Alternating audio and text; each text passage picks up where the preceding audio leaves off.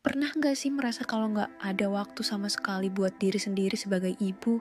Seakan hari-hari kamu cuma diisi dengan popok, piring kotor, dan pekerjaan. Dan begitu ada waktu sedikit buat tarik napas, tiba-tiba sudah tengah malam. Dulu, saya kira self-care itu mustahil. Sampai saya hampir kelelahan dan sadar kalau ada yang harus diubah. Dan ternyata saya nggak nemuin waktu, saya ambil waktu itu. Kenyataannya, kamu nggak perlu waktu berjam-jam buat merawat diri. Yang penting adalah menit-menit yang penuh perhatian. Saya seorang ibu yang bekerja penuh waktu dengan 3 anak. Dan saya sudah menemukan cara sederhana untuk mencuri sedikit waktu buat diri sendiri setiap hari. Di video ini, saya bakal tunjukin gimana saya melindungi energi, tetap tenang, dan cari waktu buat diri sendiri tanpa rasa bersalah sebagai ibu. Jadi, kalau kamu merasa kehabisan energi, tetap tonton video ini. Kamu butuh ini, moms.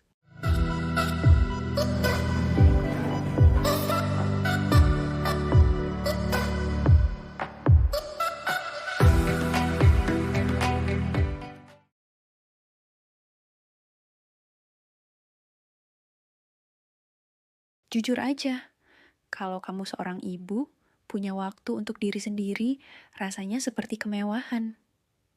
Tapi, kenapa sesuatu yang begitu dasar rasanya hampir nggak mungkin? Karena dunia bilang, ibu yang baik itu harus memberikan segalanya, bahkan ketika dia udah kehabisan tenaga. Dan kita malah jadi menerima itu. Jadi, kita memberi setiap jam, setiap napas, sampai akhirnya kita mulai menghilang dalam kehidupan kita sendiri. Hasilnya, kita menjadi ibu yang kelelahan dan gampang marah.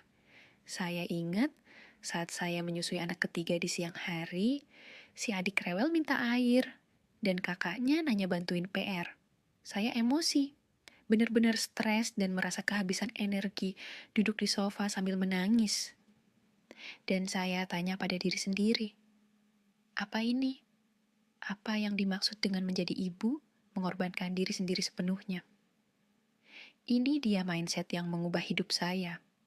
Waktu nggak akan datang sendiri. Kamu yang harus ambil itu.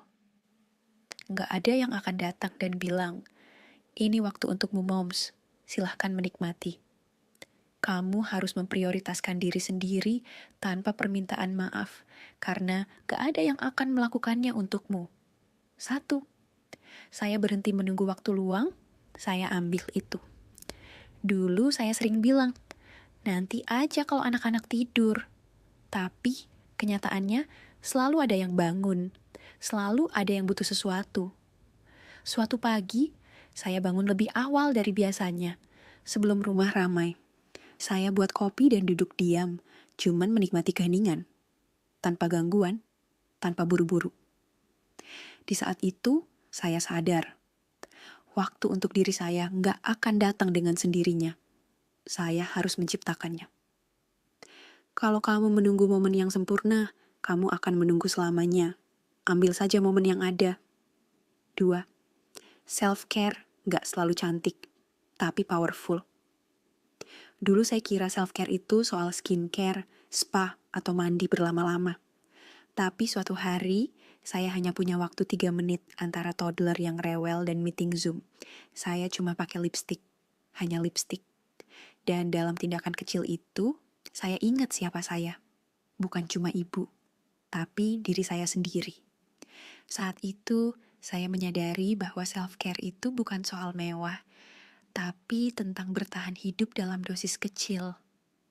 Self-care itu apapun yang membawa kamu kembali pada diri sendiri, bahkan dalam 30 detik. 3. Saya melepaskan rasa bersalah. Sebagai ibu, karena itu membuat saya tenggelam. Dulu saya merasa bersalah kalau saya beristirahat. Merasa bersalah kalau pergi ke kafe sendirian. Merasa bersalah karena memilih diri saya sendiri. Lalu saya mengalami burnout. Burnout yang nyata, yang menyakitkan. Dan saya sadar, anak-anak saya gak butuh ibu yang sempurna. Mereka butuh ibu yang hadir, ibu yang baik-baik saja.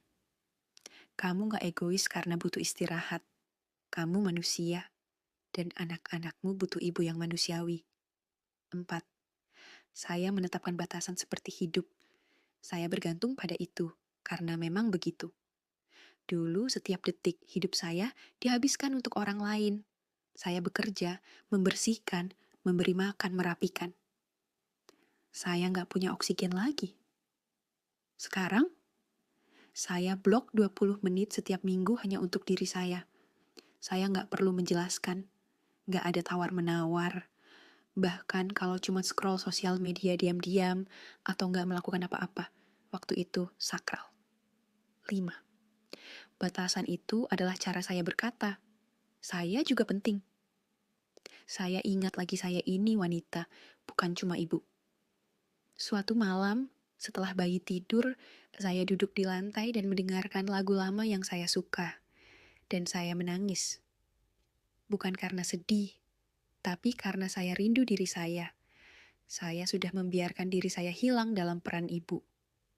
Sekarang, setiap hari, saya melakukan satu hal yang menghubungkan saya kembali dengan wanita yang saya dulu, sebelum popok, deadline, dan tuntutan.